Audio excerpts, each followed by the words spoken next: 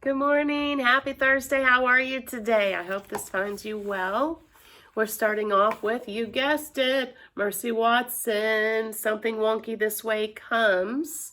We are up to chapter 3 and 4 today. There you go. Let's get on with our reading. Police officer Tamayelo, not sure I'm saying that right, but anyway, had the night off. Officer Tamayelo was at the Bijou Drive-In. That's where you drive. Instead of going into the theater, you stay in your car and you put a speaker on your phone or on your window. Well, back in those days you did. Or now you just get the speaker through the radio. But there he is. You're watching it on a huge, huge, huge screen. Maybe you've done that before. I've done that, but it's been a way long time. Okay? Look. See, there's some movies showing right up there, and they're in their car. And this does show how I did it a long time ago. There we go. There's the speaker. You kind of hook it on your window. He was at the drive-in. He was with his wife, Mrs. Officer Tamayelo. They were in the front row. It's nice to have a night off from the relentless duties, that means never ending, of keeping the world safe from crime. Officer Tamayelo said, "It is nice," he answered himself. "It's so nice." Mrs. Officer smiled. Mrs. Officer patted Officer on the arm. Officer Control Francine Poulet was at the drive-in too. Animal Control Officer Francine Poulet was with Alfred P. Tompkins. Alfred P. Tompkins and Francine were on a date. Oh. "Do you think that there will be actual pigs in this movie?" said Francine. "I'm not certain," said Alfred. "As a control officer," said Francine, "I've found pigs to be the wiliest clients of all." "Really?" said Alfred. "Absolutely," said Francine. "I did catch a pig once. At least I think I caught a pig." Remember, we just had that in the book we just finished, didn't we? "Fascinating," said Alfred. "Simply fascinating."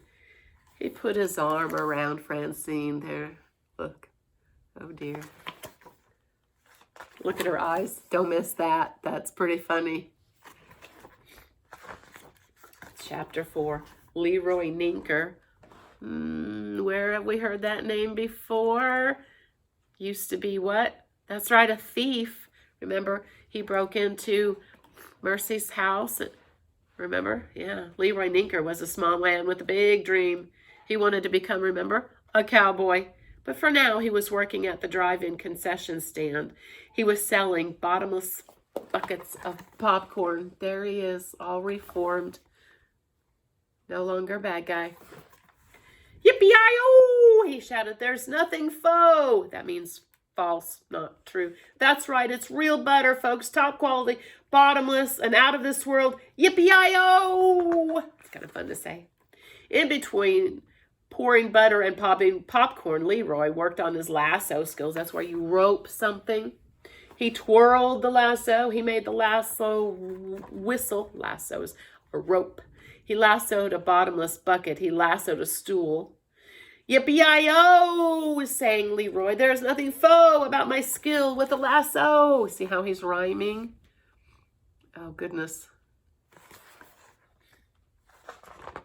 And that, quick as that was, end of Mercy 4 just for today. Now, yesterday, you learned about the war. Did the war end? Yes, it did. Today, we were talking about the very, very beginnings of our country, when it became really a country. Here are our vocab. Let's start off with that so I don't forget them. Okay, capital. Say capital.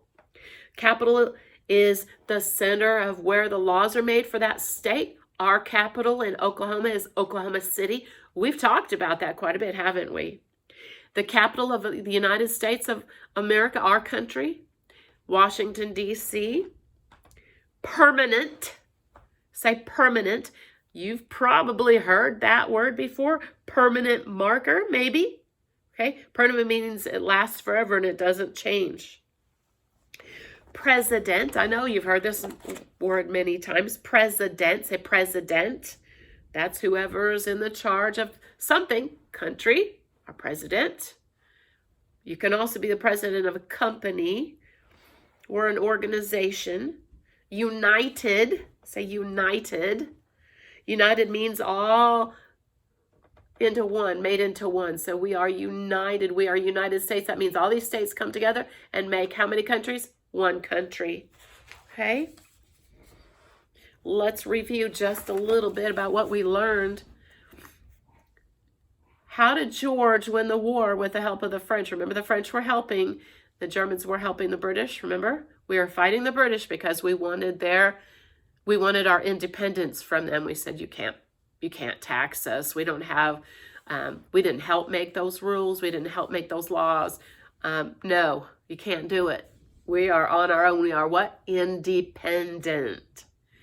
Remember, Washington trapped the British at Yorktown. He surrounded them with all of the army on land, and then the French had their ships in the sea, in the water. When the war was over, what happened? We didn't belong to Great Britain again anymore. We could make our own decisions.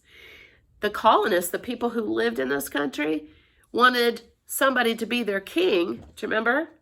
It was George Washington, but did he want to be the king? No. He said, we got into a mess because we were being ruled by the king of Great Britain, of England. Why would we want that same situation again? He said, no, we need something better than a king. We don't want another king. George Washington's wife's name was what? Martha. That's right. How did she help during the war? Do you remember? She helped by bringing food and clothing to the troops, the soldiers. And she pretty much kept them alive. Because if they didn't have food, if they didn't have warm clothes, they would have froze to death and starved to death. So she helped save their lives. Now, the war is over, but what happened to George after that? He goes, you know what, I'm not the commander-in-chief of the army anymore, the military, so I'm going to go home. That's what he said. He went back to his home, and his home was called Mount Vernon. Now, here's our purpose for listening. Remember, every day you have a job to do, and this is your job, your purpose for listening. George Washington went back to Mount Vernon at the end of the war. I just told you that. Listen closely to find out what happened next. What happened to George after the war? Okay? Now, don't forget, Mrs. Reader loves you. I miss you so much. I can't wait to hug you. I love you. Bye.